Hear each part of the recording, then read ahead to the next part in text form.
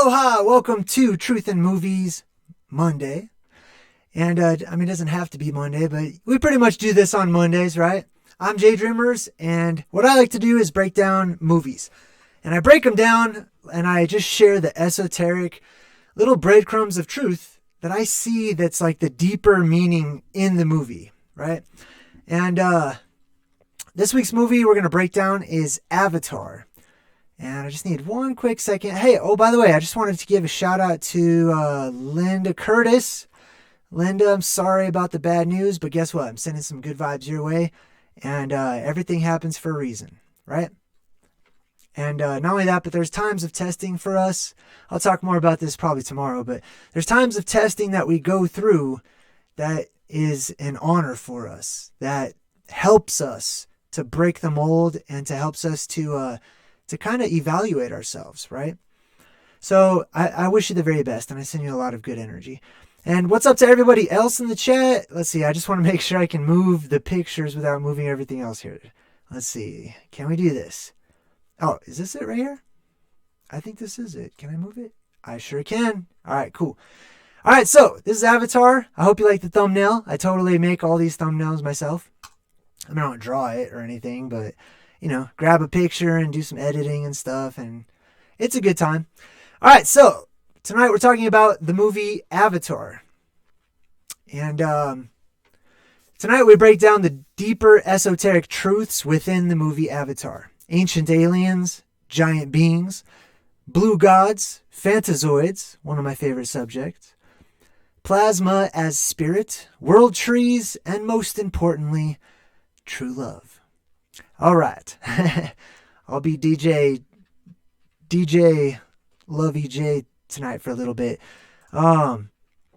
Yes, so we're going to talk about the action. We're going to talk about all the cool stuff, but we're also going to talk about some hippie stuff, okay? So if you're not into hippie stuff, you might not want to watch, because I'm going to talk a lot about like energetic properties of things, love, and the purpose of life, because this movie is actually all about that.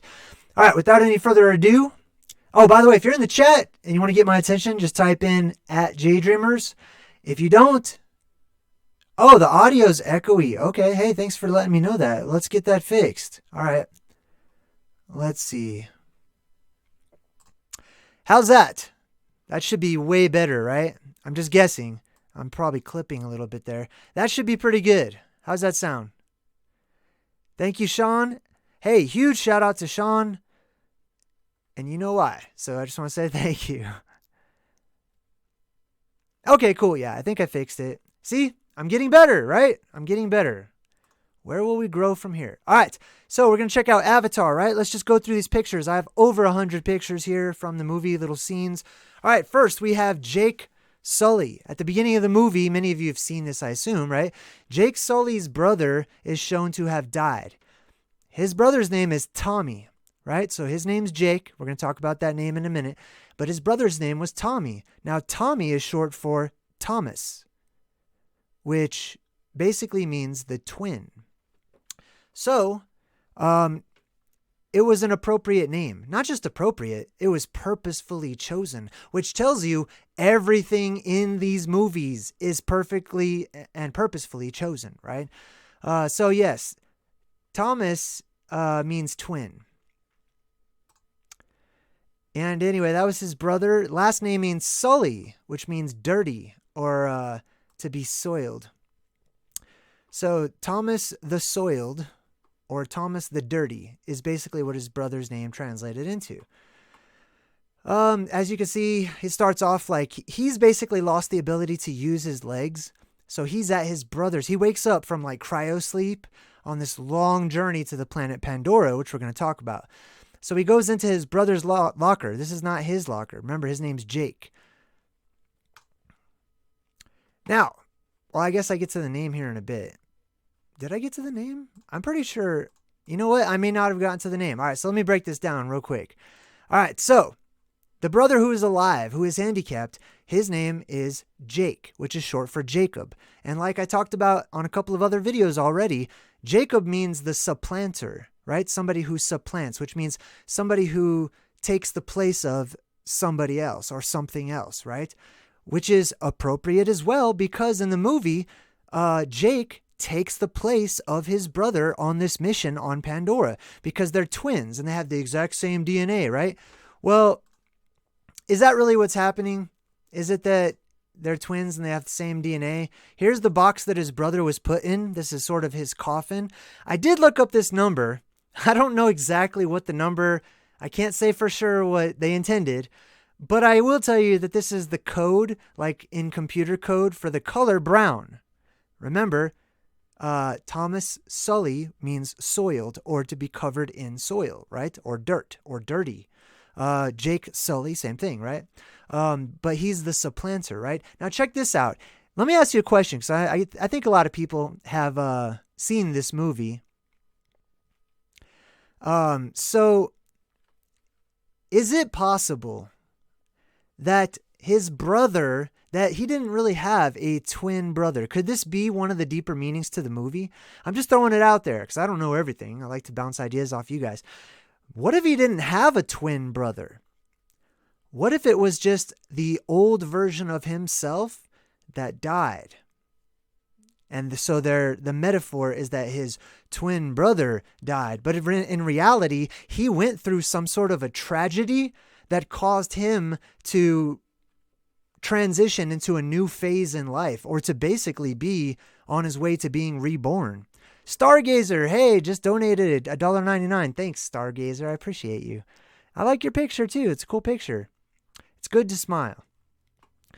All right, so I was just throwing that out there, right? I'm going to get to the contract portion here in a minute. So he checks his locker. The spaceship is on its way to Pandora. I'm not endorsing space the way that it's portrayed because I've talked about that an awful lot, right?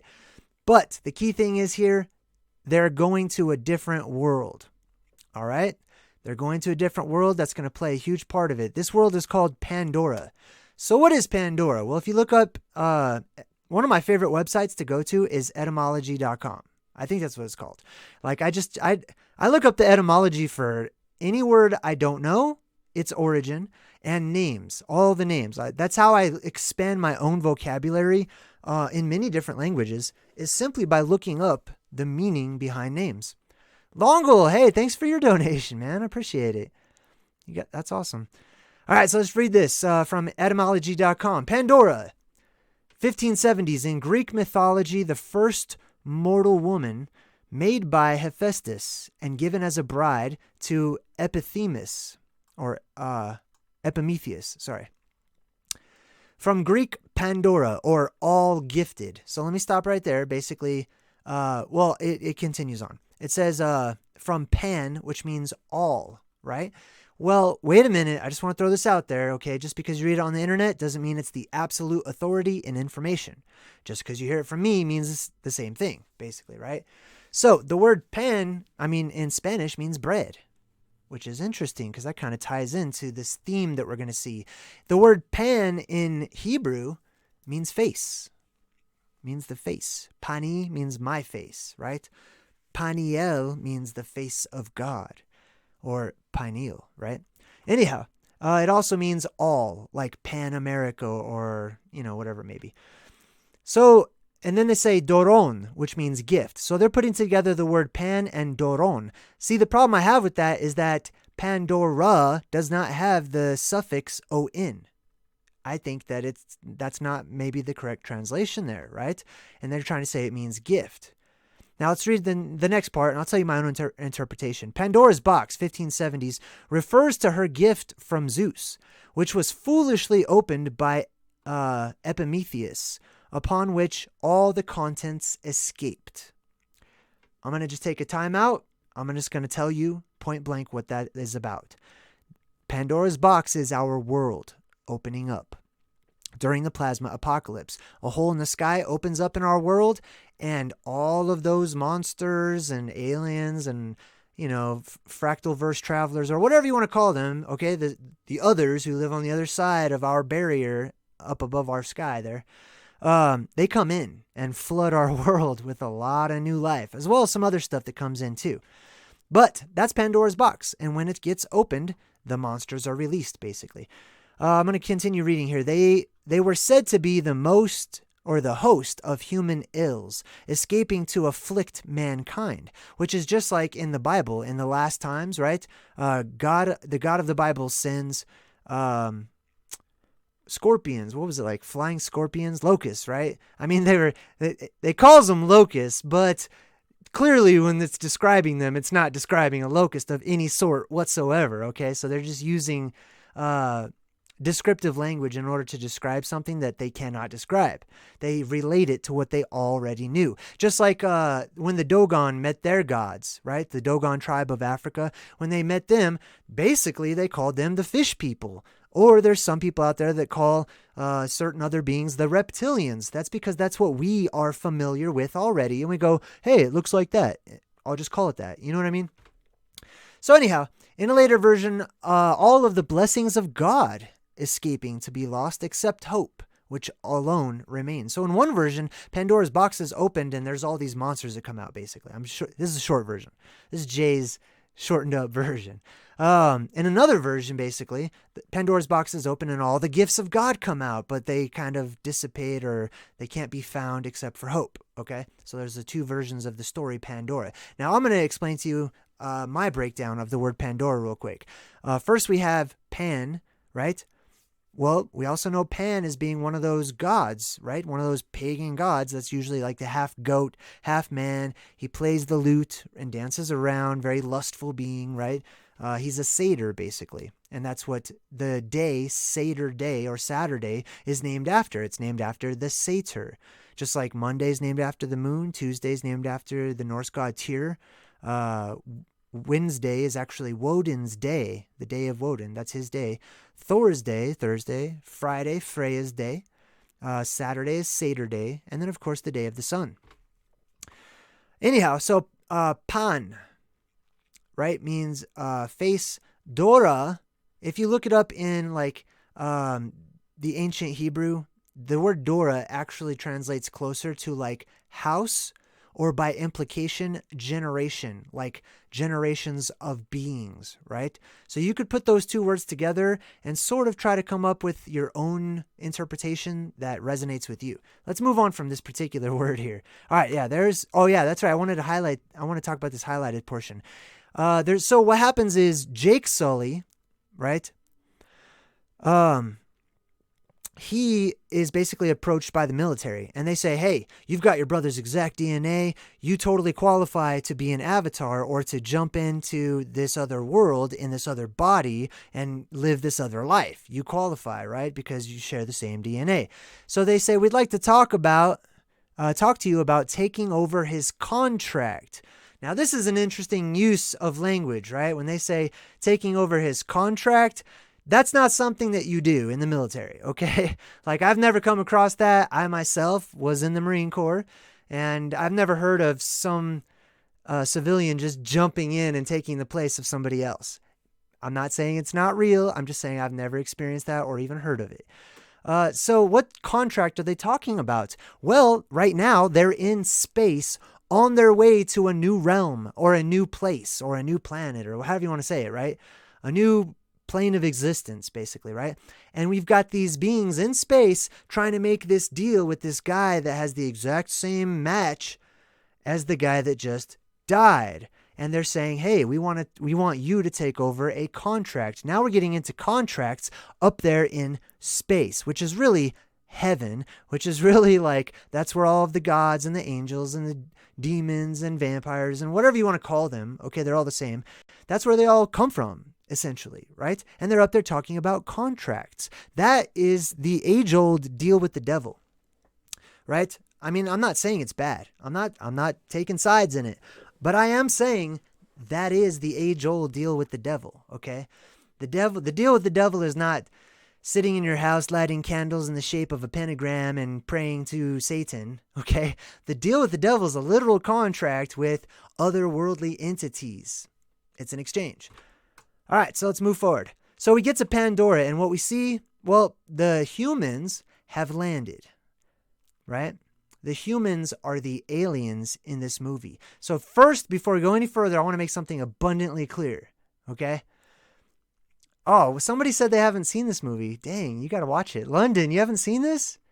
Man, you got to see this. This is one of the best movies ever. All right, so just keep in mind the humans basically represent the Anunnaki, or the fallen angels, or the Nephilim, or the Jinn, or the Sith, or the Jedis. However, whatever word you like to use with otherworldly beings that are not from here, okay? That's what the humans actually represent in this movie. The natives, which are the Na'vi, which we'll get into, they represent who we used to be, okay? The natives of this world. So the story has been flipped around. It's been reversed. It falls to us to see right through that. So what do the aliens do when they land on this beautiful garden paradise? They tear it up. They just tear it up. Like, sorry, that was my Denzel Washington coming out of me. They tear it up, right? They start terraforming the land with their gigantic or titanic machines. They just start tearing it up. They have no respect for this brand new world that's not even theirs because they see some value in it. I'll talk about the value in a bit too. So, some interesting stuff is said by the lines in this movie. Oh, hey, you know what? Sometimes it doesn't highlight. Like London, it didn't highlight your comment, but London says, isn't there a moon around Saturn called Pandora, or am I way off? I think you're right. I don't remember if it's Saturn or Jupiter, but it's definitely one, I believe. They're basically all named after some sort of mythic gods of old, right? For good reason, too. Just like all the car companies and everything. All right, so Jake says, one life ends, and then it shows a picture of Jake, who is alive. Isn't that an interesting contradiction? Then they say, another begins. And then they show a fire with a body burning inside of it. This is called phoenix symbolism. This is the symbolism of the phoenix rising from the ashes. One life. Now, this is going to be on multiple levels. On a simple human level, right? The humanity behind this, the simple explanation is that his old life is ending.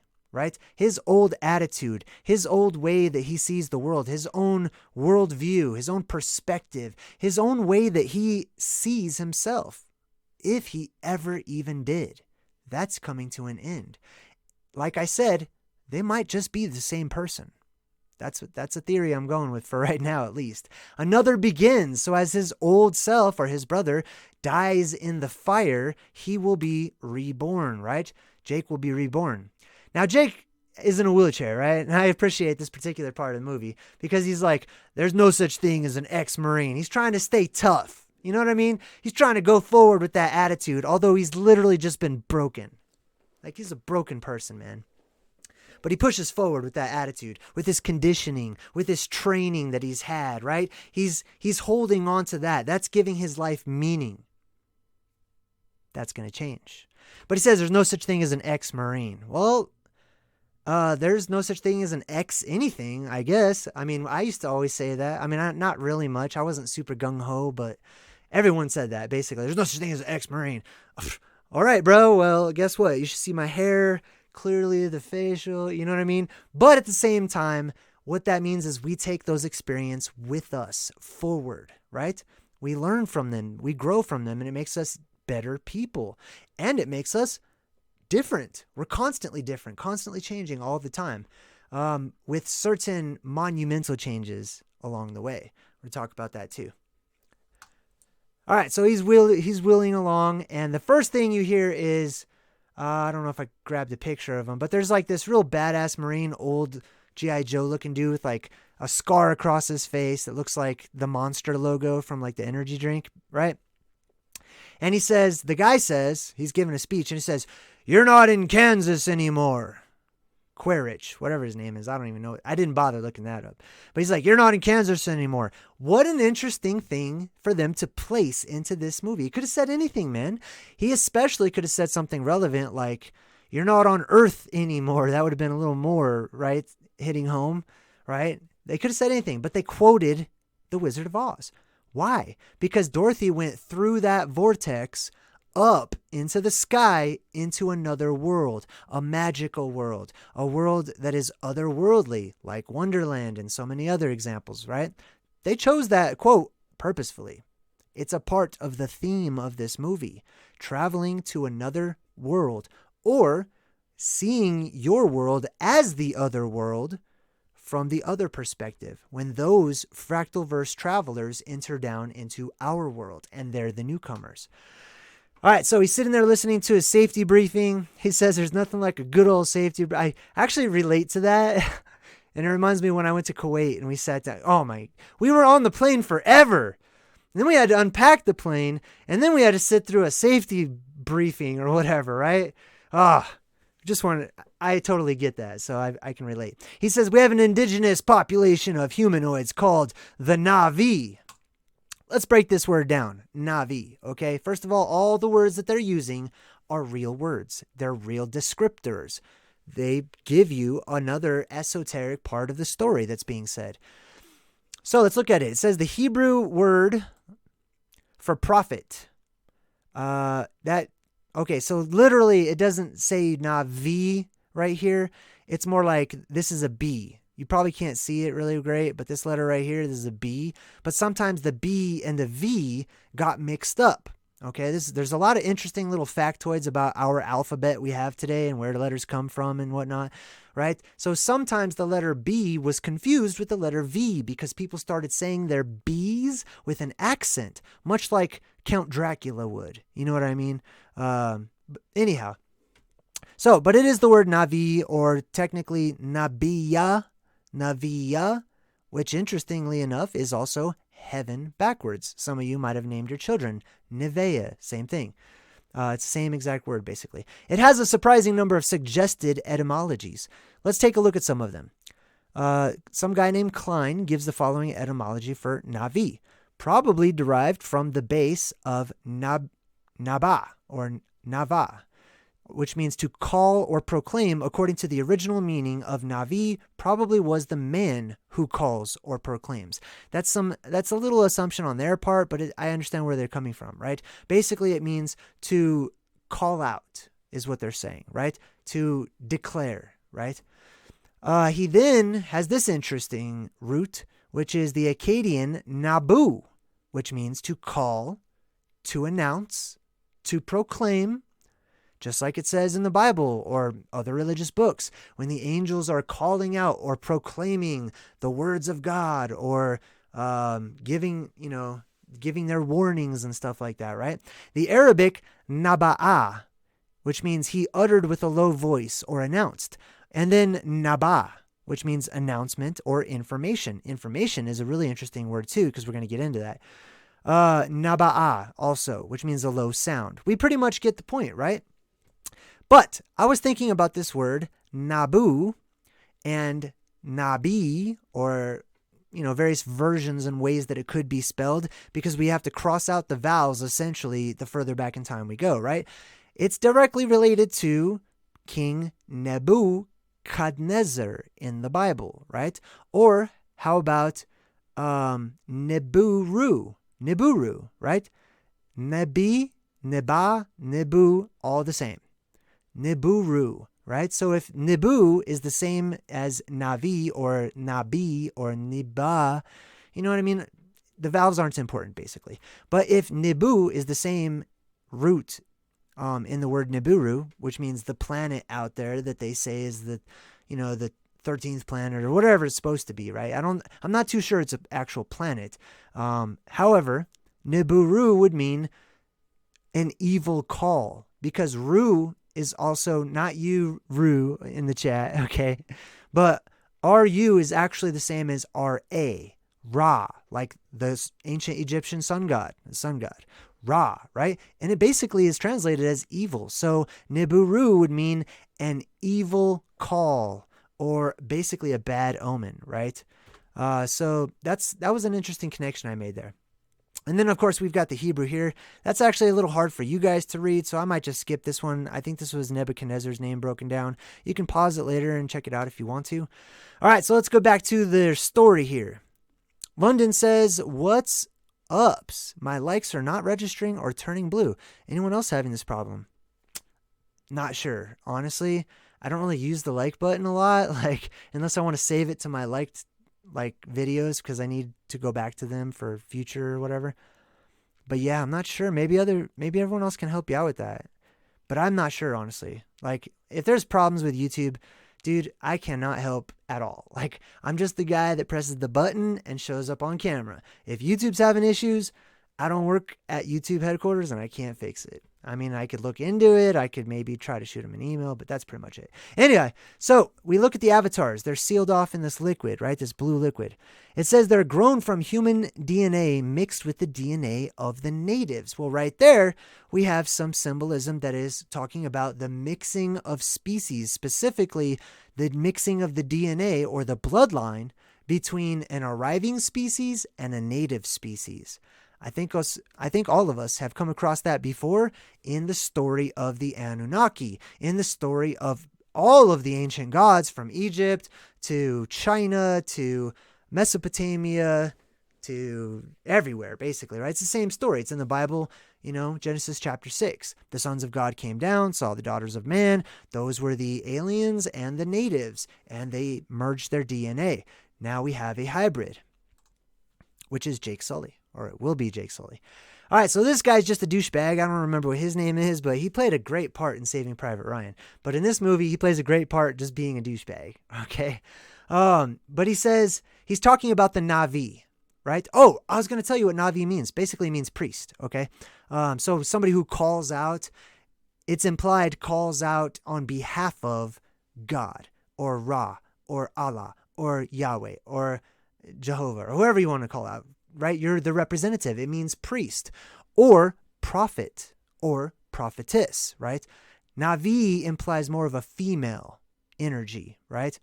But it basically means prophetess. Hey, Tony Peterson, welcome. Tony Peterson is in the Good Vibe tribe. Welcome, Tony. All right, so that's what Navi means. Like Navajo, the Indian tribe. I've never seen anybody give it this interpretation, but it's my interpretation, and I feel like it's pretty good. Navi basically means priest or those who speak on behalf of, and then the ho part is actually J-O, which is short for Jehovah or Yahweh.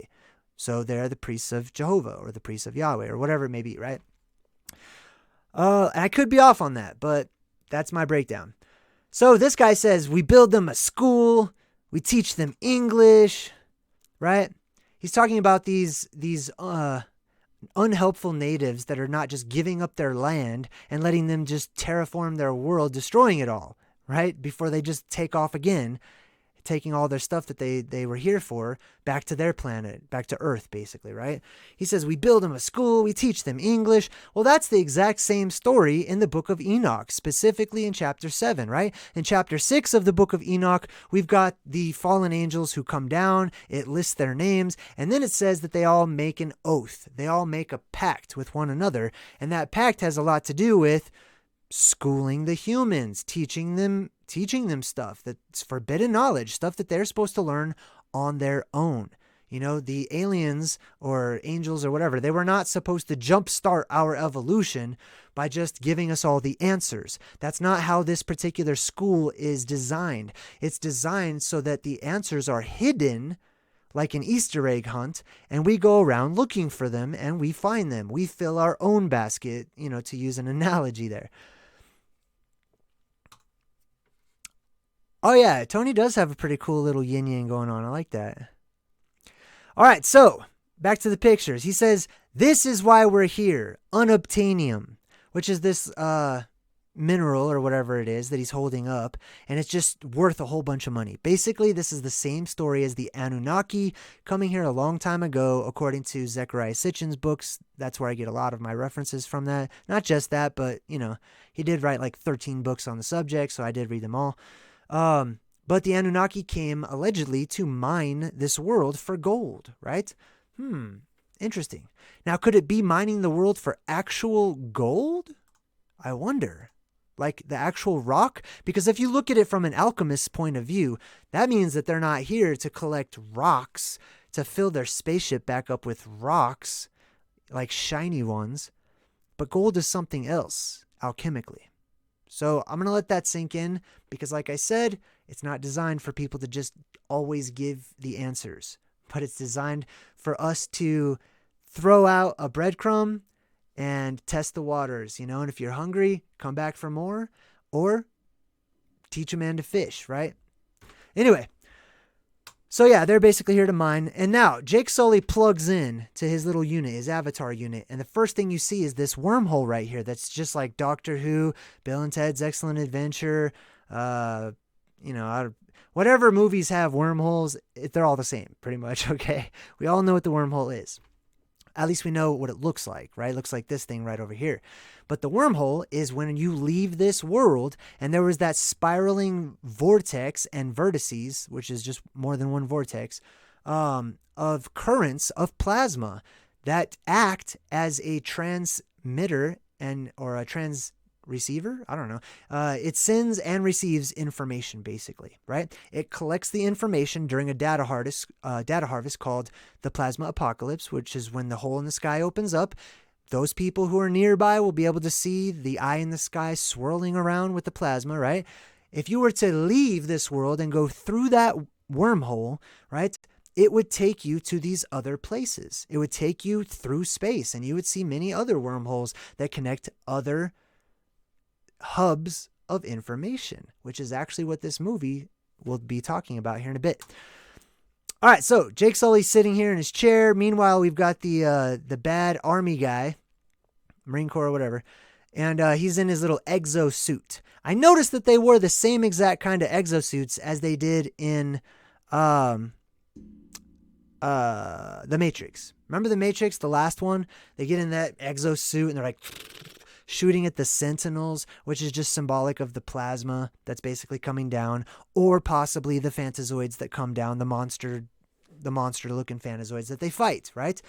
And that makes sense, because in order to fight a Fantazoid, which is, for those of you who don't know, I've got lots of videos on the Fantazoids, but essentially they are otherworldly creatures and beings, fractalverse travelers who fell from our macrocosm into our mesocosm. They went from the giant world and the land of the giants down in here to, they dropped inside of Mary Poppins' bag and shrank down in size, or Merlin's bag, or Felix the cat's bag, or pick and choose whatever one you want. That's what this world is, basically. You come in here, everything starts to shrink once it becomes sealed off and pressurized once again. Anyhow, it makes sense to me that they always have these exoskeletons or exosuits in order to fight off these, otherworldly creatures, because that's how it really was. That's why we had the knights of old. Do you think people really put on that much heavy metal to try to fight each other? Did you see Bill and Ted's Excellent Adventure? They literally put it on and could barely walk.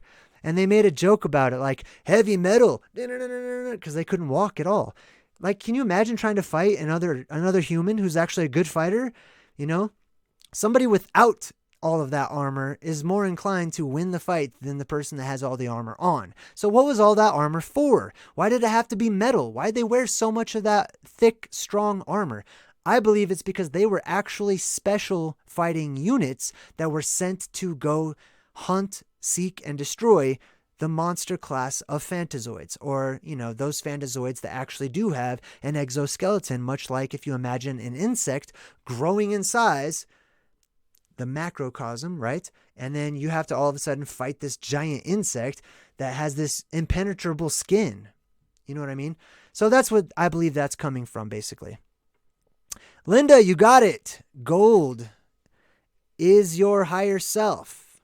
Yes, that's actually a part of this movie too. This movie, as with so many other movies, is about true love, and it is about not just being enamored with somebody else, but finding love within and then allowing your love to change the world around you into something better. That's the secret. Okay, anyway. Some of you guys might need to just look into that a tad bit more. I know I do. I understand, but that's actually a concept that's currently trying to sink into me right now. All right, so anyway, here's an example. They're on Pandora, and they see one of the very first monsters or animal life, basically, creature classes on Pandora. This is a Fantazoid. It's on its home world. It's in some other place. Imagine if this thing came through that hole, that opening in the sky during the plasma apocalypse, and landed in your backyard. Now it's a Fantazoid. I don't know what it is on that planet, but it's definitely a Fantazoid. It has the impenetrable skin. It's got that sort of shimmery, shiny quality to its skin, which the Fantazoids typically have as well. And here's another one. They show you another type of Fantazoids. There's actually a few types of Fantazoids shown in this movie that I believe are Hollywood's depiction of the various types of Fantazoids that exist. This one, this type right here, I call the Hellhounds. Basically, they're hellhounds. They are like dog-like creatures from like what you would think is hell, because when they come down here, they're on the lookout, they're on the hunt, and they're on the prowl. We'll talk about, we'll talk more about that a little towards the end, because they do something interesting at the end of the movie. But yeah, I call these the Hellhounds. They're basically monsters that are sort of dog-like. You know what I mean? Now, check this out. So, the girl in the movie, I forgot her name actually, but she's one of the Na'vi and she's one of the main people. She was about to kill Jake Sully. All right, so Jake Sully was not somewhere he was supposed to be. She crept up, she got her bow ready, and all of a sudden, what I call a wish, I don't know what those things are actually called. They're like the seeds of the spirit tree in the movie, I think is how they describe that. But we have something similar on Earth, right? They're like these little puff balls that float around sometimes. I don't know what they are, but since I was a kid, I always called them wishes. So like you got to catch one of those. That's kind of what that reminds me of. But it lands right on her arrow. Somebody that does not have the eyes to see would have just, knocked it off. But she recognized this right here is an omen. What is an omen? It's not something scary and it's not something evil. An omen is nature using nature to give you symbols and signs for you to interpret as a message. Just like our written language, if you go back far enough, it's all symbols and signs. It's all pictures of real things. An omen are those real things, manifesting them in a particular point in your life to get your attention. She sees the omen and she listens to the omen, right? Let me just cut right to the chase.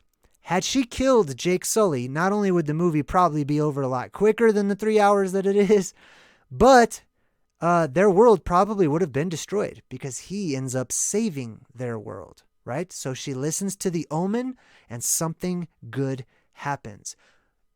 I highly strongly recommend start learning to read the omens in your life. Start looking for the signs that are all over the place.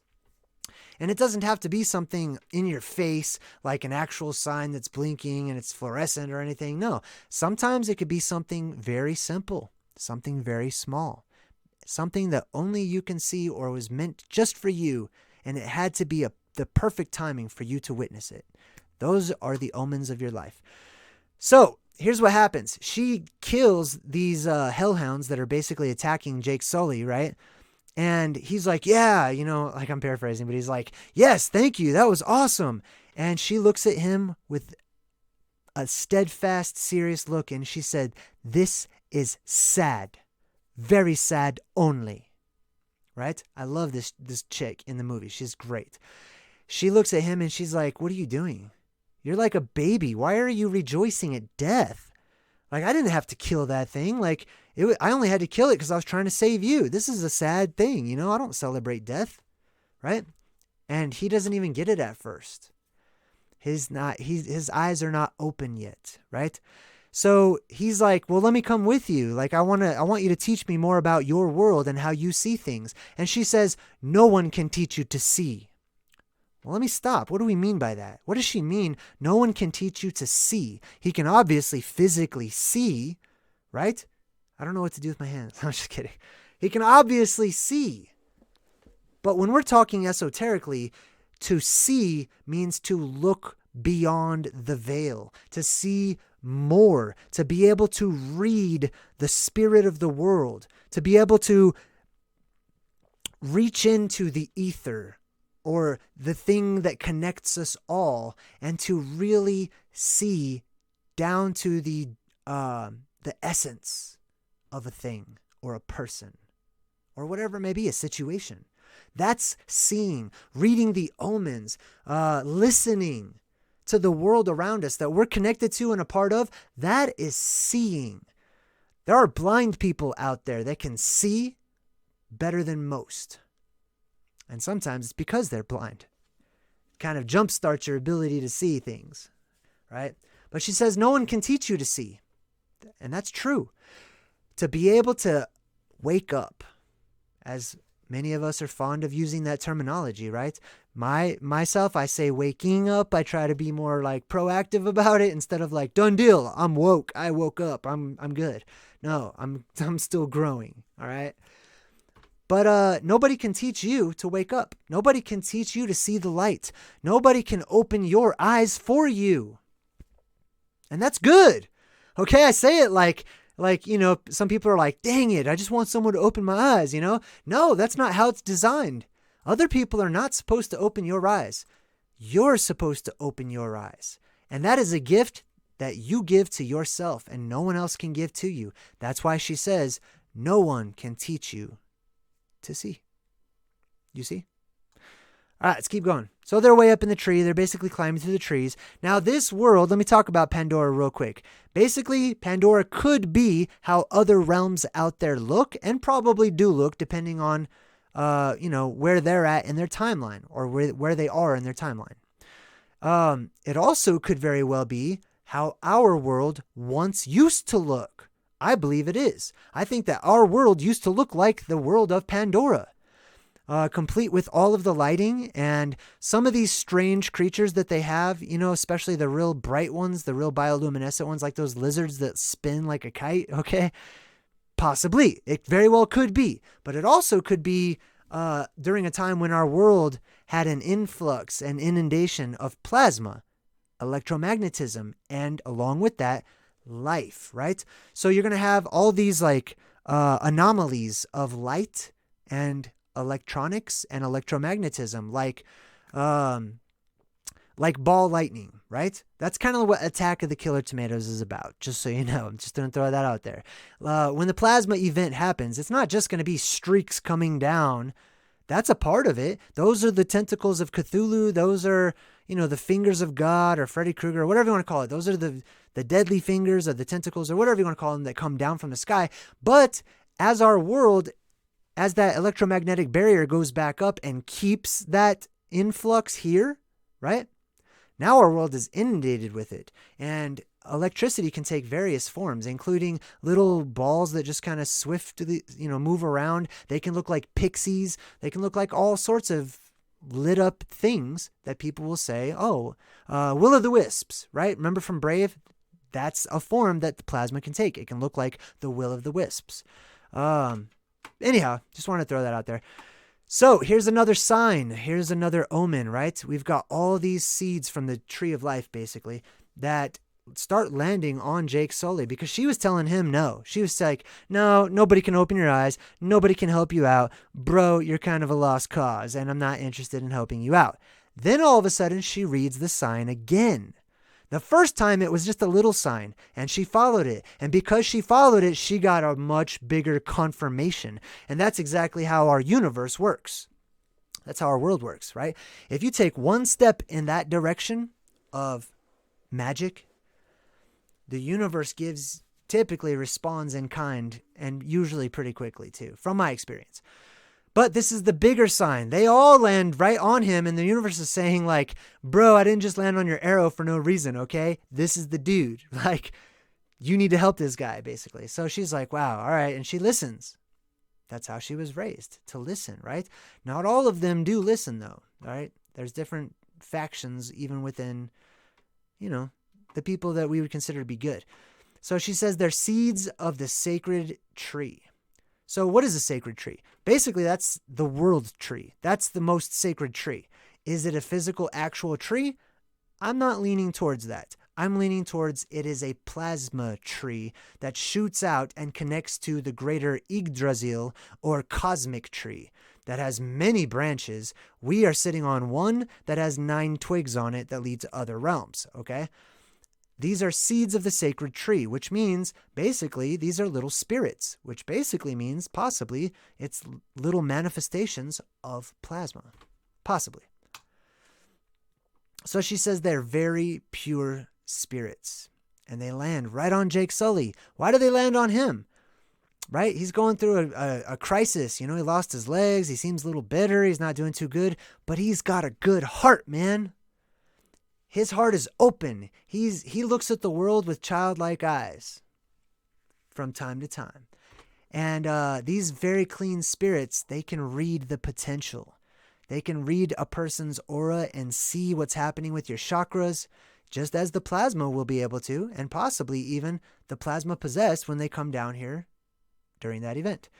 But yeah, the very pure spirits. And they land right on him. And then he makes this cross kind of figure, this sort of crucifix, right? I mean, there's definitely some Jesus symbolism happening there, right? But it's not just Jesus, it's actually just the shape of the cross. And it's that baby blue, white, light blue color that I'm always talking about when I talk about Project Blue Beam, or that beam that shoots up from the center of our world during the changeover of the plasma, when the light reverses and it changes direction and goes upwards instead of coming down like it does now. And I believe that is a whitish, baby bluish kind of a light that shoots up from the middle of the world. Now, these horses come in. These are the Pandora horses, right? And I wanted to take a picture to show you that they're 6-legged horses. Why is that important? They could have given them any number of legs, right? This is just fantasy. It's all made up. It's not real. So, I mean, you could have given them like 12 legs or something. They could have walked around like spiders or something. But no, they gave them 6. And this also reminds me of Odin's horse, which is, according to legend, that's where Santa's reindeer, like all his reindeer, used to be just one horse that had a whole bunch of legs. And then that didn't make sense to the Christians, so they said, oh no, it's not Odin, it's Santa, and it's his reindeer. But it used to be Odin and his 8-legged horse. I forgot the name of it, but that 8-legged horse and these 6-legged horses, I believe, represent a particular class of Fantazoids that can be ridden, that can be tamed, that a person can jump on, or maybe they just are tame already. And basically they're a benevolent class of Fantazoid. They'll let you ride on top of them. And I mean, you know, probably more likely to do that if you like feed them or, just like any animal, right? But I believe this absolutely represents the Fantazoids, specifically the creature classes that are usually depicted as having 6 arms and legs. Oh, there's Odin's horse right there. Wow, Britt hasn't seen Avatar either. Did I pick the wrong movie? I'm just kidding. Britt says, JayDreamerZ, my son has your Poe quote dream within a dream around the inside of his graduation ring. That was the synchronicity that got my attention to watch your channel. Wow. Well, that's pretty cool. Thanks for sharing that. Who's the guy who's playing Jake? I have no idea. I don't know the dude's name, but he's one of those actors that's chosen for very specific esoteric roles. I can say that based on the movies he's been in.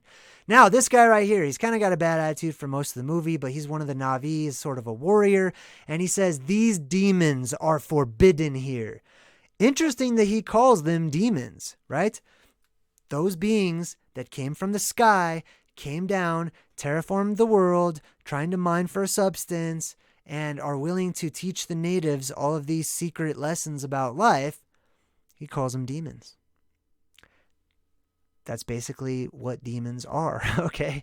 They don't have to be like invisible entities that just, no, like those also exist, but there is a physical being that has gone by many, many names, both good associations and evil associations. I'm just going to put that out there. Longle says, JayDreamerZ, the guy who plays Jake is the same guy who voices Alex Mason in the Black Ops Call of Duty games. Oh, that's cool. Yeah, Tony let us know. Sam Worthington, that's his name. Well, I just know he was in the really esoteric role in The Titan. Like, I could totally break that one down. And he was also in that Terminator movie where he was also a hybrid. Actually, in all 3 of those movies, he was a hybrid. So, like, there's a trend there. You see what I'm saying? Anyway, we go inside of this world tree. And this is why I believe that the world tree is the plasma that spirals up and out of the world, because of the spiral roots that grow right up from the middle of the world tree, along with this green emerald crystal light that they have there too. This is basically the caduceus, or I forgot how to pronounce it, but like the medical symbol that means healing, right? That's the tree of life at the middle of our world. See the pole going up in the middle and the basically plasma roots wrapping around it? That's what that is. All right, so here she goes again. She says there was a sign from Ewa. She's trying to plead on behalf of Jake to her clan members. She says there was a sign. She's saying, I listened to the sign. So, I mean, I wanted to kill this dude, but Ewa has spoken. And Ewa sounds like if you rearrange the letters of the Tetragrammaton, which is the Jewish God or the Hebrew God Yahweh. Ewa, Yahweh. It's kind of the same, right? Whatever it is, this is the female version of it. So that also tells you we're dealing with female energy. This world is inundated, Pandora is inundated with the female energy. There is a female goddess worship happening. That's the age we're about to transition into. Right now, the patriarchy that we have, the very male dominant energy, is fighting for its life because it's about to go out in a blaze of glory. Then we will have neutrality. Then we will ease back into goddess worship, or if that word offends you, feminine energy permeating our world, basically, right? And that's what Ewa is. So her dad basically is like, no dreamwalker will come here. Like, dude, your hybrid, half-breed, mixed blood is not going to be dating my daughter. And he's all pissed off about it, right? Because he's not looking through the eyes of true love. You can't do that, man.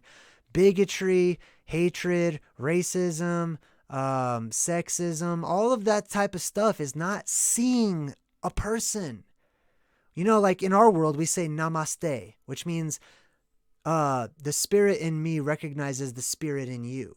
Basically, that we're the same spirit. You're saying hello to yourself, right? You're recognizing something outside of you as an extension of one another. That you're actually one. You're not separated, right? That's what namaste implies. Same thing as the whole seeing concept. Well, this guy's like, no dreamwalker is going to come here. Now, that's a good title. He is a dreamwalker. He actually, his consciousness or his awareness or his spirit, if you want to call it that, kind of depends, you know.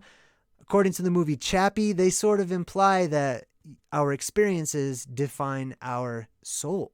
So, I don't know. That's not what I'm going to get into right now, but I am saying that he is a dreamwalker. He's literally dreaming this because his other body out there somewhere is disconnected from this one that's totally having a different life. And so he's dreaming right now, as are many people in the world today. When I look around, I see dreamers everywhere, right? But are they sleepwalkers? I myself am a dreamer. But I am not a sleepwalker. I have been a sleepwalker. All right, let's keep going forward. Let's try to speed through these here because I feel like I'm going kind of slow. I hope I'm not. So the mom comes out, and she's basically the priestess of the tribe, and she says, I will look at this alien. I'm glad they chose to use the word alien because that's what he is. And that's what the aliens really are, okay? Which many of us are related to. And that's why we have like different races and stuff like that. So the douchebag guy, I forgot his name, but he continues and he goes on and he says, we try to give them medicine, education, roads. Does this sound familiar? Does this sound like a Roman mentality back down here on Earth when then, some dynasty's trying to take over? So they offer all these benefits to the poor people who just are savage and can't take care of themselves, although they have been for thousands of years. And he's like, I don't understand why they're not just giving their land away to us. Like, we give them medicine, education, roads. Let's take a quick time out and go to the book of Enoch, chapter 7. I'm just going to go ahead and read this to you, okay? Let me pull it out so you can see it better here. There we go. I don't know if you can see that. Let me make it smaller. Whoa, that's too small. Okay, I'm just going to read this. So it says, this is Enoch, the book of Enoch, first Enoch, chapter 7. And it says, all of the others together with them took unto themselves wives. This is talking about the fallen angels or the alien beings who just landed, right? They're going to take wives of the natives. And each chose for himself one, and they began to go in unto them and defile themselves with them. That just means they had sex. And they taught them charms and enchantments, the cutting of roots. Now, the cutting of roots literally breaks down into the word pharmakia, which means sorcery, basically. So when you go to the pharmacy, right, and you buy the pharmakia, you are partaking in, like, basically you're going to see your local sorcerer. That's what that is. The cutting of roots, the mixing of these ingredients, in order to perform certain effects on the body or whatever, which is a lot different than, people who smoke marijuana, or, they ingest a mushroom or a certain plant that is still whole and has all of its original properties, not designed to be mixed with other things to produce this shortcut effect, right? Like crack or something. I just want to use an extreme example. Anyway, it says, and made them acquainted with the plants. This is what it's talking about. It's about teaching them medicine and pharmakia and stuff like that. And they became pregnant. Oh, I also wanted to throw this out there because I don't think it says it right here, but they also taught them abortion. They taught them how to drink certain substances so that when they were pregnant, they would have an abortion and they wouldn't have a baby, so they could keep their hourglass figure, Anyway, they became pregnant and they bore great giants whose height was 3,000 ells. That's called a titan, okay? That's like 2 miles tall. That's pretty big. So let me stop right there, right? These gods or aliens or whatever you want to call them, they mixed, right? They were probably pretty big themselves, just like those beings in Avatar. They're a little bigger than humans, but still big enough to copulate with the humans, right? Well, their offspring, I feel like my voice super cracked just now. Their offspring became titans, basically. So I've explained that and how that works in the plasma apocalypse. That's because the gods, or whatever they were already accustomed to a certain environment. They introduced themselves into a new environment, and their bodies stayed the same, but their children's bodies grew because the world was depressurized, basically, in a nutshell. They began to sin against the birds, the beasts. Basically, these titans started to eat everything because they're super hungry. Chapter 8 goes on and says, and Azazel taught men to make swords, knives, shields, breastplates, and made known to them the metals of the earth, and the art of working them, and bracelets and ornaments. It's talking about jewelry, right? There's teaching people the art of war and being flashy.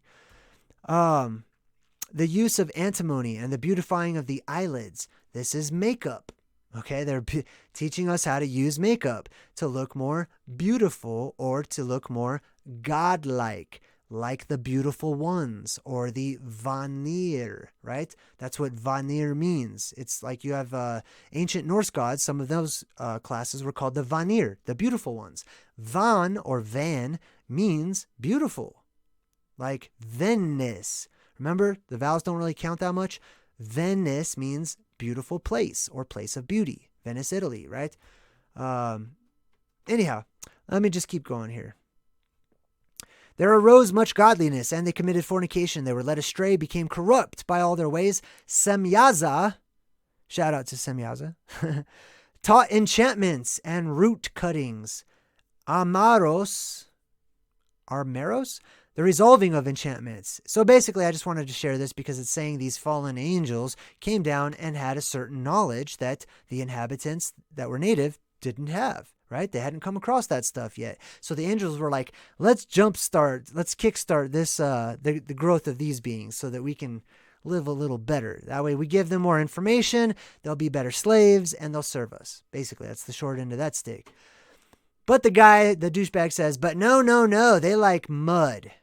Well, that's interesting they say mud, because remember, Sully or sullen, right, means earthly or down to earth or soil or soiled or the actual dirt itself, which is typically brown, right? They like mud. Good. That's what the happy tribe likes. They're one with the earth. By mud, he means earth. They like the earth. Oh, they don't like all of this flashy, crazy Nephilim stuff that we're trying to hand down to them. They just are satisfied with the earth and having a relationship with the earth, that's ridiculous. That's kind of how this guy's thinking, right? And if you think about, like, to me, I know that a lot of people would not even think twice about how this guy's dressed right now. But when I look at the Na'vi, I'm like, wow, man, like, that's how I feel like I should be dressed, you know? But I look at this guy, it's all collared and buttons and all this belts and weird stuff. Like, that looks pretty alien, I'm just going to say. Maybe it's a stretch, but it looks pretty alien. Now, the other guy says their damn village happens to be resting on the richest unobtainium deposit, which is right under the world tree, or at the North Pole. All right, so Jake Sully gets into his avatar, and he has to learn how to connect with these animals so that he can ride them, right? This animal is basically his horse. It's not Pale, but the name of the horse is Pale, or Pele, because the vowels don't really count that much, right? So I looked that up. The name Pele means miracle or wonder. So Jake Sully, who is a special individual because he is waking up, because he has a destiny, because he is involved in saving and aiding and helping an entire world. He's a pretty important guy. He rides in on a miracle, which I thought that was pretty cool. All right. Or you could say the pale horse, you know, but I like to go with the miracle one. So here's what he does. He takes his hair and he literally has to connect these tentacles. Remember, tentacle symbolism is usually often plasma symbolism or electromagnetic symbolism, right? He connects the tip of his hair to the tip of the hair or whatever it is of this animal. And he's able to connect telepathically and mentally. They could have chose any body part of the Na'vi to connect with, but they chose the hair. And I think that there's truth to that. The esoteric breadcrumb there is that our hair is a receiver and a transmitter. It actually helps when we have longer hair, we're able to open up to the frequencies and the messages that are out there. And I can testify to this because I have been growing my hair out. Not going to show you right now because that's why I put a hat on, because my hair looks really stupid right now. But I will tell you, I have noticed a huge difference since I started to grow out my hair. And no, Jace, if you're watching, it doesn't mean that you're a girl just because you have long hair. We have to cast aside those archaic, old, and outdated modes of thought. I'm just saying, we need to get back into connecting with Mother Earth or nature or the ether, however you'd like to look at it, by being more balanced. Not one side or the other, but just being balanced. Anyhow, he connects with the horse, the animal, he's able to talk to it. It says real heavy duty. There's a secondary ring over here. So Jake Sully is basically telling the alien marines how to destroy the world tree. Well, why is the introduction of an alien race associated with the destruction of the world tree? Because it all happens at the same time. When those Fantazoids, those otherworldly fractalverse travelers come into our world, it's because the hole in the sky has opened up. When they come in, soon afterwards, the light will reverse. Now, this is happening on this world in the movie when the light is coming down, which is where we're headed into right now, okay? So we don't have a world tree right now because the light is coming down at us from above. When it reverses and the poles flip, the light will go upwards and a part of it will shoot right up through the middle of our world, giving us a giant Jacob's ladder, Jack's beanstalk, the world tree, etc., and so on and so forth, the tree of life that's guarded by a flaming sword that turns in every direction, plasma, electricity, right? So Jake's telling them how to bring it down. The reason it's associated with bringing the tree down is because when the electricity reverses, the tree basically disappears. It comes down. It goes away. Maybe it dissipates. I don't know how it looks, but that world tree will go away for a while, and then it'll reemerge during the next cycle. But he says, if you look at it, there's a secondary ring. He's looking at the bottom of the tree, and there's a ring, he says. He says, there's a secondary ring over here. So at the North Pole, which is what this represents, there are these rings, right? The first one, he says, real heavy duty, there's a secondary ring, and then there's an inner ring, and there's a core structure like a spiral in the middle. I believe this is describing the physical rings that are around the spiral, like Mount Meru, basically, and a mountain range possibly around that as well, because the plasma terraforms our world and it reshapes our world. I should really show that and share this video. There's a great video by, I think his name is Mr. Too Tough 2 on YouTube, and he basically just shocks different types of earth, right? Just shocks the heck out of it. And you can see how the earth resonates and moves and how that electricity has an effect on terraforming the clay or the soil or whatever it is. And he says that's how they move up and down. So these otherworldly giant beings or gods or aliens or whatever you want to call them, to them, they're aliens. They go up and down this tree to travel. Just like Jacob's ladder. The description of Jacob's ladder appears in Genesis chapter 28, verses 10 through 19. And Jacob went out from Beersheba and went down towards Haran, where he dreamed. And behold, a ladder set up on earth, and the top of it reached to the heaven. And behold, the angels of God were ascending and descending right on top of it, or upon it. It's exactly what was just described. Now she says, yup, we're in the flux vortex. So this is the part of the movie where they're actually flying towards those floating mountains, right? Well, we would think to ourselves, that's impossible. Like, that's completely ridiculous fantasy because we know about gravity. And if I throw a rock in the air, it's going to come back down.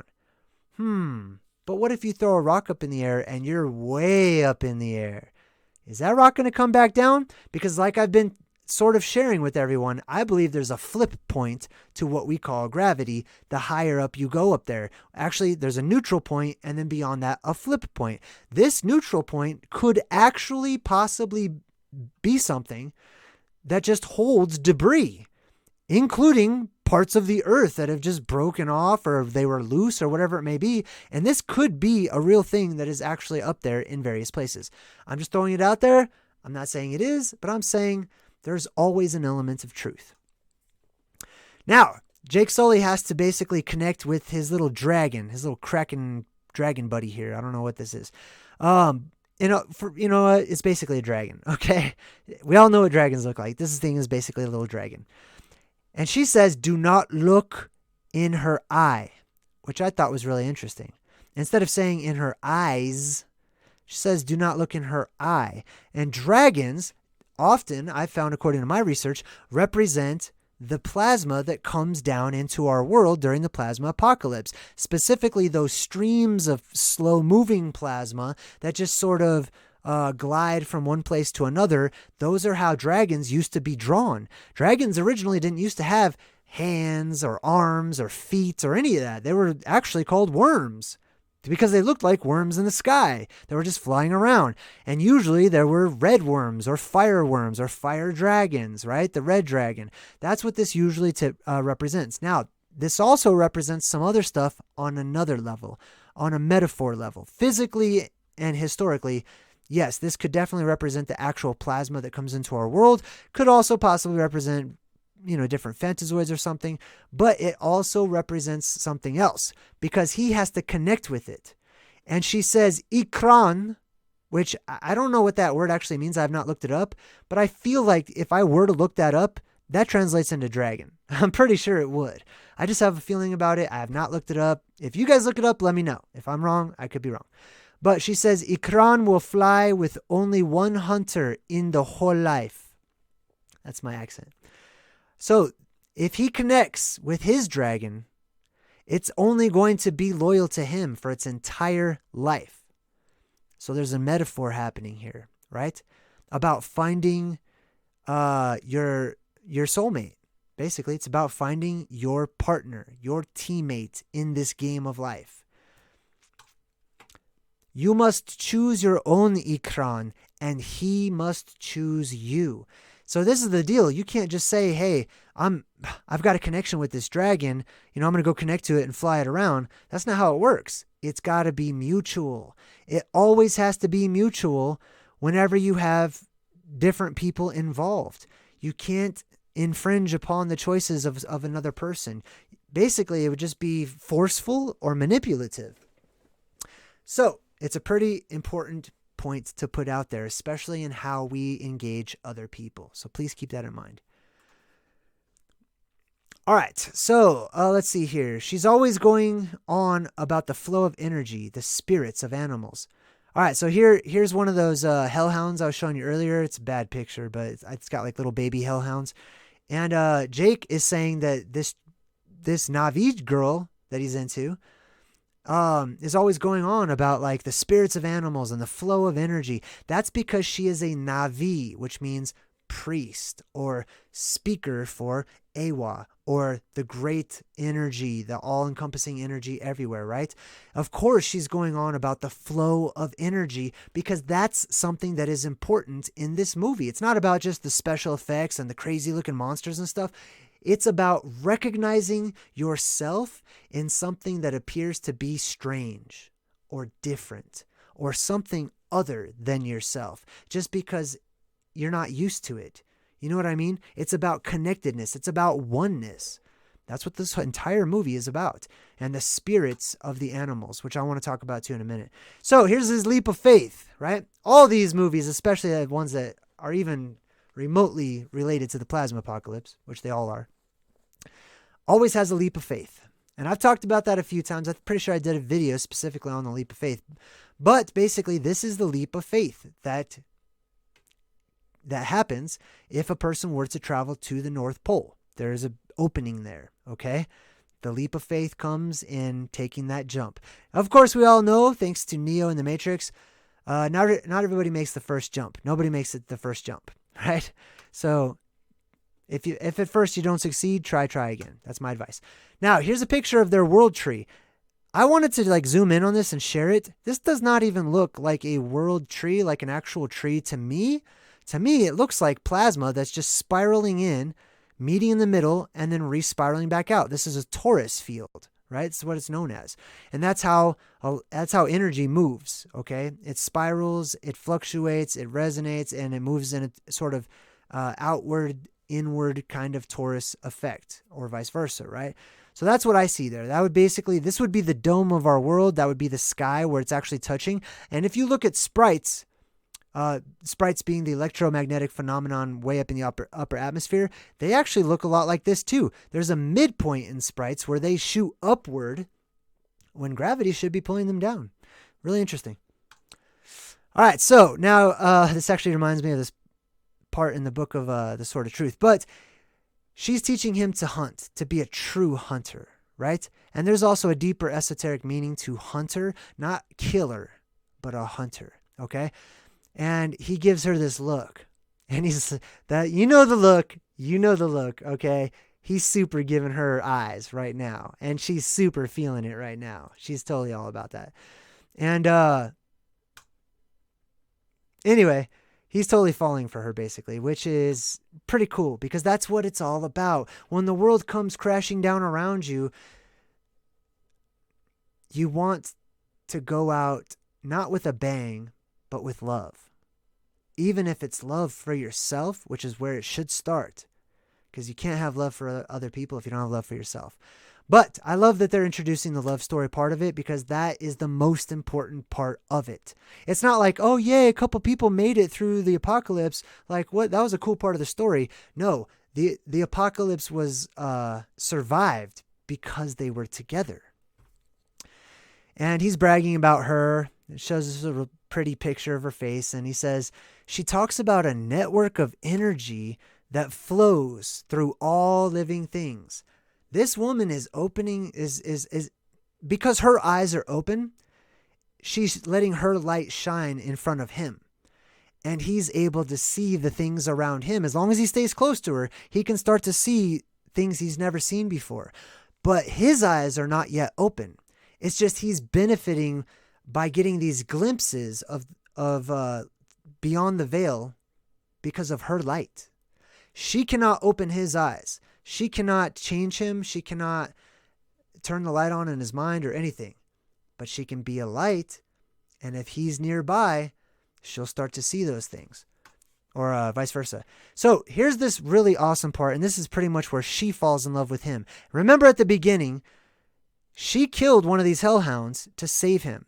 And he was like, yeah, right on, give me 5, basically. And she's like, this is a sad thing. This is very sad. Always sad, right? Well, later on, when he's a hunter, because they have to eat, so they kill their animals, and, I'm sure they eat vegetables too. But when they kill these animals, they don't kill them out of anger. They don't kill them out of selfishness. And she teaches this to him. So when she sees him make his first kill, right, as he's hunting for food, he leans over the animal and he thanks the animal. He starts talking to his brother that he just took out of the game momentarily, and he thanks him, which I think, look at the way that she looks at him, right?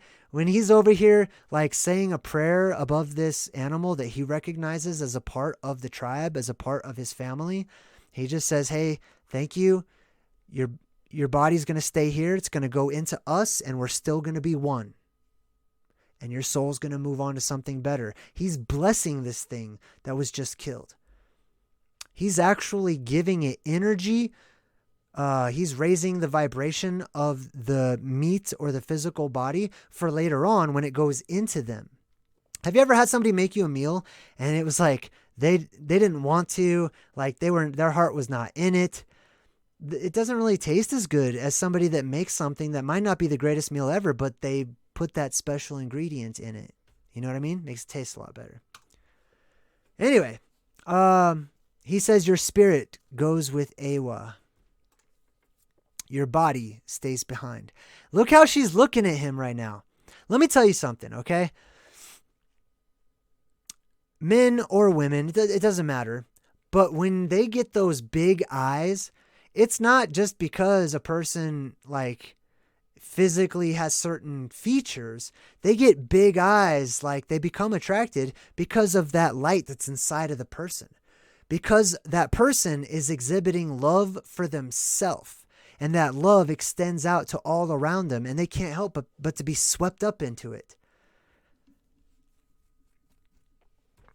All right, let's move on to this next picture here. All right, to become a part of the people. So basically the meat becomes a part of the people. All right, so here's what happens. He goes up to the top of these floating mountains to try to ride his dragon, right? To learn how to train his dragon. It says, learning to ride an ikran. We call them banshees. Let's stop right there. Look up the word banshee, right? Banshee. In Irish folklore, a type of female fairy. Fairy is another word for the Aryan or Vaeri, the Varians, the Aryan people. The gods, the angels, same thing. Believed to foretell deaths by singing in a mournful, unearthly voice. That would be the strange sky sounds that we hear that are a harbinger of what's to come. The sky is moaning, and it's a time of sadness because lots of people are going to get taken out during the worldwide reset. Let's see. From phonetic spelling of Irish Beanseed, which means female of the elves, from bean, woman, and from the root word gwen, or woman. And the Irish Side, which in Gaelic is Sith. So now you Star Wars fans know where the word Sith comes from and what that means and why it's applied to them, right? So fairy, Sith, all of these things is describing otherworldly beings. Excuse me. So he's about to ride this dragon, right? And she's like, you will know which one chooses you. And he's like, how will I know which one chooses me? And she's like, it will try to kill you. Time out. Let's look at that on a deeper level, okay? This dragon that he's trying to like merge with, that his mate for life, she says, you know it chose you because it's going to try to kill you. It's going to put you through some sort of a test, some sort of a trial. And this doesn't have to be representative of like, his soulmate or anything like that. Although it very often happens, and it happens in this movie too, that when you do find your soulmate, you go through a testing period afterwards, immediately, because the universe says, oh, okay, are you sure this is the right thing? Let's test it out. Let's see what happens, right? We're always tested after we have a revelation, after we learn something new, after we grow or something. There's always a little test for us so we can measure ourselves. So he gets on there, and let me tell you something. This dragon is basically Jake Sully's destiny. He has it in his mind. That thing will be mine. I'm going to go on. I'm going to go after my goal right now, and I'm going to grab it, and I'm going to lock onto it as hard and as tough as I possibly can, and I'm not letting go. He's determined to walk towards his goal. And that's a deeper spiritual, energetic teaching of this movie, right? Set your sights on your destiny and don't let go. Go full force. Go for it. That's the magic, and that's how miracles happen. She says your first flight seals the bond. You cannot wait. She's saying the second you grab that and it submits, go. Take off. Go on your adventure, because that first experience seals the bond. Take that as you will. I'm going to move on to the next picture here. All right. Jake is, he wakes up in his human body, and he's kind of down, man. He's like, everything's backwards now, right? Now, welcome to my world. Everything is backwards. Everything's upside down. He even says, like out there is the true world. And in here is the dream. I know a lot of you feel that way lately. Let me tell you something. If you're longing for home, it's not another place. It's right inside of you.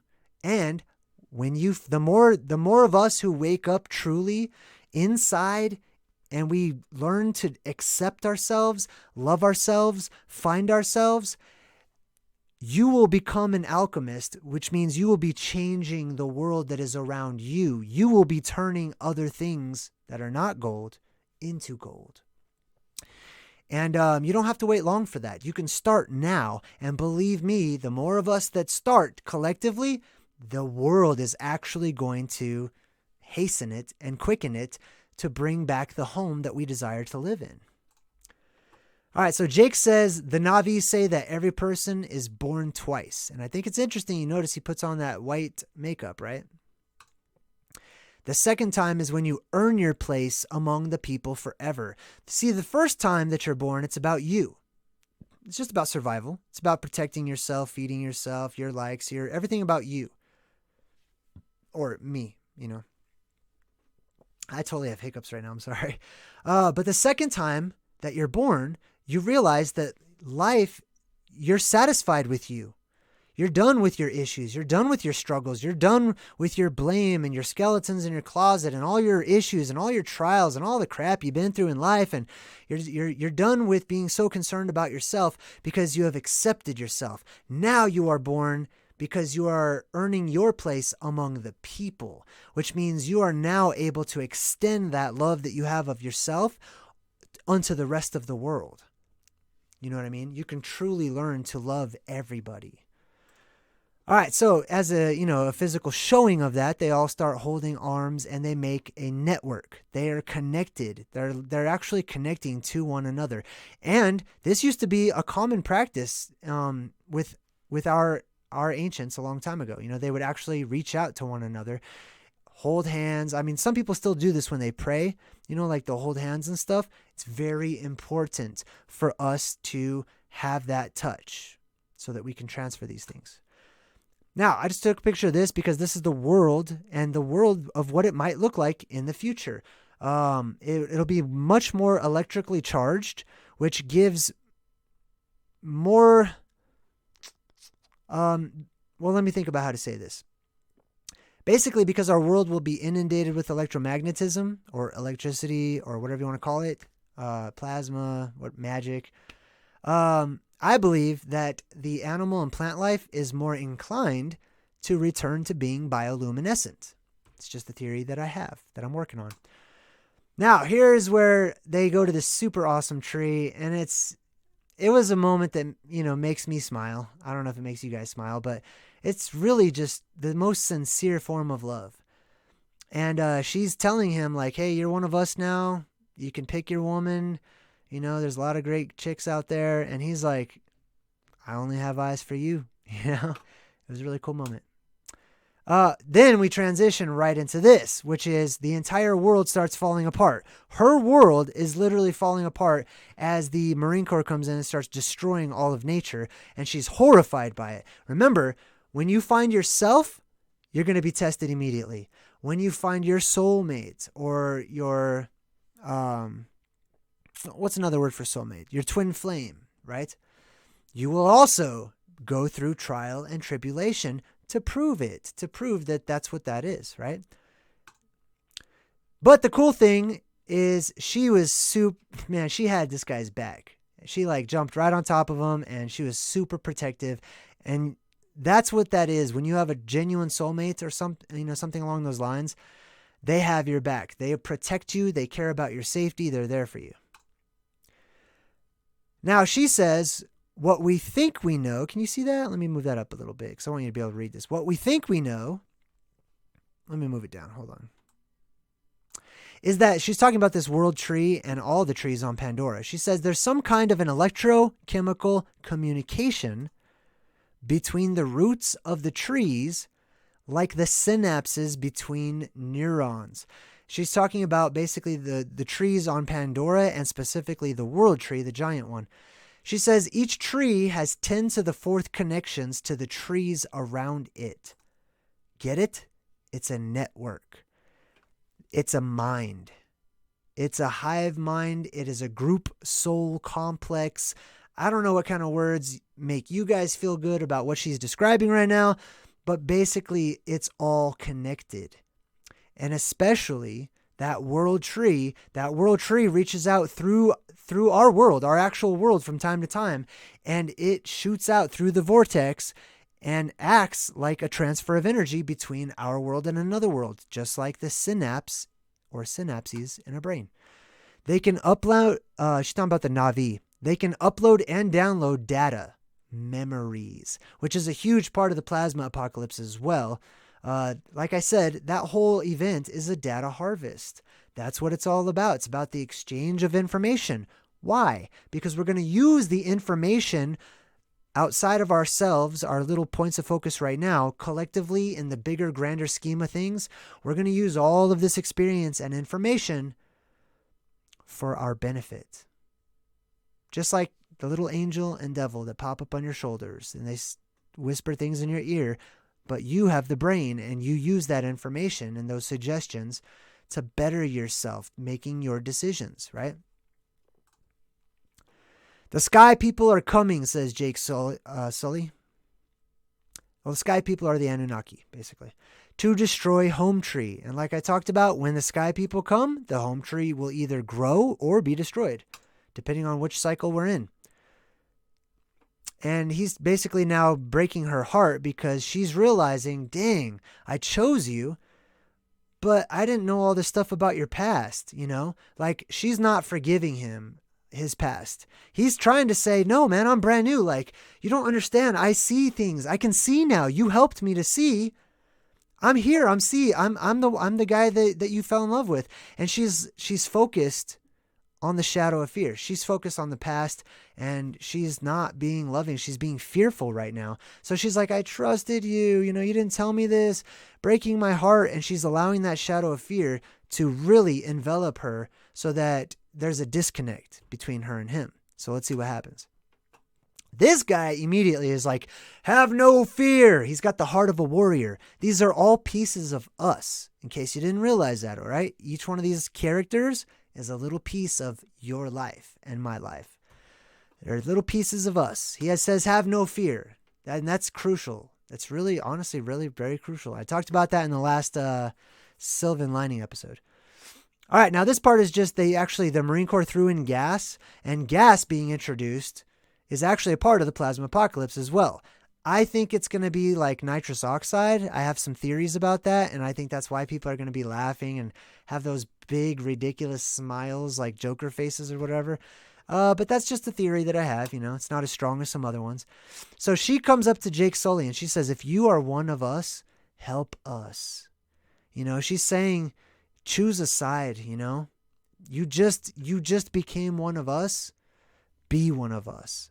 Like, show your love for us. Help us out. Save us. Now, the world tree goes down. That's not the physical world tree, but the plasma tree, the tree of life. Sometimes your whole life boils down to one insane move. I love this quote, man. Because that's what life is about. It's about taking chances. It's about taking risks. That's a part of living. You know what I mean? Otherwise, you're just playing it safe. And what kind of fun life is that to have, right? That's what it's all about. And sometimes those insane moves that he's talking about are crucial, world-changing, future-changing moves. But it all comes down to bravery. It all comes down to laughing at the shadow of fear and saying, I'm going to go my way, not yours. I'm the creator. I'm the choice maker. So he jumps onto this other dragon, which is like this fabled dragon that nobody could tame. He jumps onto it. He flies down from the sky, kind of like he's riding on a Fantazoid, like Ant-Man does with the tardigrade. Comes down, lands, and later on, I'm kind of skipping through that part, sorry. But later on, the lady who is the other human, she's dying. And so what they're trying to do is they're trying to lay her down at this tree of souls to see if they can keep her soul inside of her avatar body. It doesn't work out. Seems to me like it might not work out because she still had some issues. She didn't fully transition into being a pure soul or a living soul or however you want to call it. Like she was close. She saw the light, but it was too late for her basically. Now this is an interesting phrase too. She says she must pass through the eye of Awa and return in order to get that avatar body. Well, we know what the eye of Awa is in reference to, right? The only eye that's ever been in reference to, the eye in the sky, the all-seeing eye, that's the hole in the sky that opens up. She must pass through the eye and return. Because when you leave this world, your body will be subject to different conditions, and it's going to change you. People will evolve or adapt or however you want to call it, and when they return, they're going to probably look different. Excuse me. Now, at the end, basically we've got all of nature. That's what all these little bat things, those are all the dragons. They're taking out the helicopters of the Marines and they're just destroying them. Here's what's happening. Nature itself. Here's one of the hellhounds not attacking her, but actually making friends with her, right? And there's another one of those Fantazoids up there. These guys are all running away. All of these otherworldly creatures start attacking only the bad guys. Only those alien beings that have this bad vibe frequency, this bad vibe signature, you know what I mean? Wow, you guys are awesome in the chat, man. I'm sorry I wasn't looking, but you got some good conversations going. Oh, you're totally right, Britt. Sigourney Weaver is an interesting actress choice being an alien. Good point. She's also in Finding Nemo, or Finding Dory, I believe it was, which is interesting. Or whatever that movie's called. All right, so now this Fantazoid is actually being ridden by them, and they go into war against the humans that have to wear these exoskeletons, aka the knights in shining armor, right? That's basically what they are. This dude gets shot right in the chest with one of the arrows, which you don't realize how big those arrows are until it hits a human, right? You see the Na'vi pull back the arrow, in your mind you just think it's a regular sized arrow. No, it's gigantic. Now, gigantic arrows oftentimes represent the thunderbolts of the gods, which is the plasma tentacles that come down and terraform our world. I'm just going to leave it at that. The arrows, the fiery arrows of God, etc. So she jumps on Jake Sully once again. That's her man. He broke her heart, but guess what? She chooses to remain loyal and faithful to him. So she's sitting over his body as he's not even there. His mind is somewhere else right now. She's still protecting him. She's still keeping him from danger, which I admire, and I think that's awesome. Then she actually finds his regular body, right? This is what love does. It transcends physical, what do you look like? That has nothing to do with true, genuine, intimate, dedicated, loyal, faithful, and passionate love. What a person look like has nothing to do with it. People are genuinely loved because of what they look like when you see them. Remember, we're talking about namaste. We're talking about seeing into the soul of a person, connecting with that energy. She can still recognize that that's Jake Sully, the man that she loves, or the Na'vi that she loves, right? So she looks right through that. She's not even surprised. She's not scared. She sees Jake Sully. And it was a very freaking touching and moving part. And that's what this movie is basically all about. True, genuine sincere, unconditional love for others. So Jake is basically dying, right? And he's paralyzed, and that's not going to work out. So they stick him onto this tree. They put his other body over here, and what they're hoping is that his soul, basically, will transfer into this body. This is not a fantasy concept. Ancients knew how to do this, okay? This is described, I believe, in the Emerald Tablets of Thoth, or Hermes Trismegistus, or whoever you want to call them. And they talked about how the ancients knew how to transfer a soul from one body to another. And that's one way that they learned to sort of master their short lifespans, because they were immortal. They were gods. But when they came down here and our electromagnetic barrier went off and the world became pressurized, everything started to shrink. Everything started to die a lot quicker. And even the lifespans of the gods started to get littler and littler. And so the gods in their ultimate technology said, we got to fix this. We got to figure out a way to transfer my mind into a new body, because I'm trying to live forever. But it's not just technology that is capable of doing that, or I call it technology. Technology is just an understanding of how it's done. But this is exactly what you and I are going through right now. Do you think that this is you? Do you think that, just because I have a hand and fingers and it looks that color and I look this way, that's me? No, this is an avatar. This is a body. This is a vessel, and that's all that it is. If you were to cut off my finger, right, one of my fingers, I'd still be me. But that finger would not still be me, because it would be cut off from its energy, from the source, right? You could cut off my hand. You could cut off all parts of my body, and I would still be me if I was alive, right? Anyway, I don't want to get too deep into that one. Now, this is how the movie ends. It's pretty cool. It shows his eyes closed, which is how the movie started. Jake Sully, right, started off, he had closed eyes, man. He really couldn't see. But as he followed this girl, as he followed his dreams, the light started shining around him so that he could look beyond the veil. And then he had his own epiphany. He realized his own personal legend. He went after it. He held onto it tight and did not let go. He was brave, and he ran after his desire, his dreams, his goals, the future that he wanted to have. And when he did that, he opened his eyes. That's pretty much our movie for today. I do want to thank everybody for joining me. It's 167 people watching. Aloha to all 167 viewers. If you like my content and you want to support what I do, becoming a member on my channel is a great way to do that, because it supports me in the real world, and there's a lot of cool little perks and benefits to being a member. Just ask anybody in the chat. However, I totally don't hold it against anyone if you don't, become a member or anything like that. I do want to say thank you. And I do want to give a special shout out to the latest members that just joined recently. We've got, let's see. Well, I do want to say thanks again to Stargazer and Longle for your donations during the live stream. I really appreciate it. And that goes a long way at my house. So I really appreciate you. Also, welcome, Tony Peterson. Welcome to the Good Vibe Tribe. Bones McCoy joined earlier. And Black Butterfly 911 rejoined as well. Which is pretty cool, because she got to actually keep her loyalty badge like where it was. So it's not like you had to start over or anything. It was pretty cool. Hey, Britt, thank you. I really appreciate you. Britt just donated $10. Hey, man, I love all the donations. And I hate at the end, like, I don't want to keep talking because I don't want it to make it look like, oh, maybe I'll get more donations. But hey, they do go a long way at my house.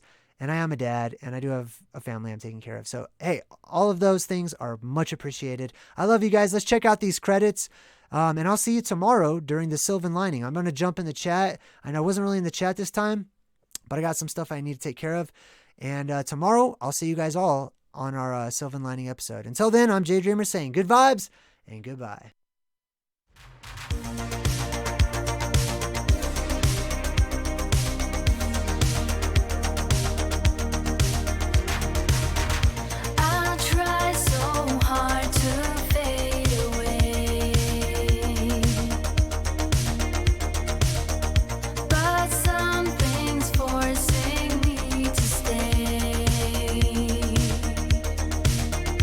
It